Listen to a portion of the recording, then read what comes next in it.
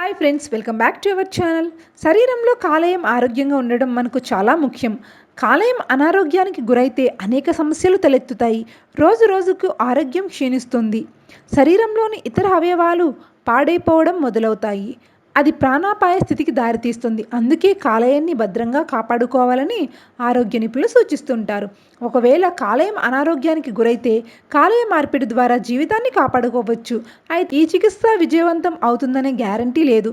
అందుకే కాలేయం ఆరోగ్యంగా ఉంచుకునే ప్రయత్నం చేయాలి.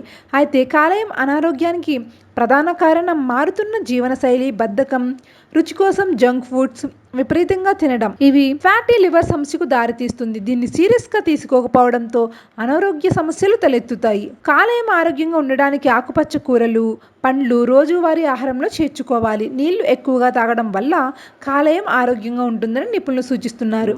కాగా కాలేయం క్షీణించడానికి కారణమయ్యే ఆహారాలేంటో ఇప్పుడు తెలుసుకుందాం.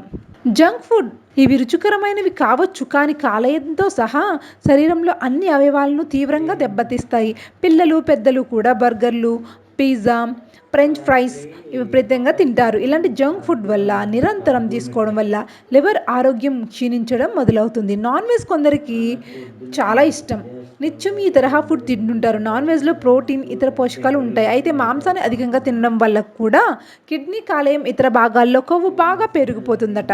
కాలేయం ఆరోగ్యం క్షీణిస్తుంది. వారానికి 1 లేదా 2 సార్లు రెడ్ మీట్ తినవచ్చు. అతిగా తింటే ముప్పు తప్పదని హెచ్చరిస్తున్నారు నిపుణులు. ఓకే ఫ్రెండ్స్, ఈ వీడియో మీకు నచ్చితే లైక్, మరిన్ని అప్డేట్స్ కోసం మా ఛానల్ని సబ్స్క్రైబ్ చేయండి. Thanks for watching.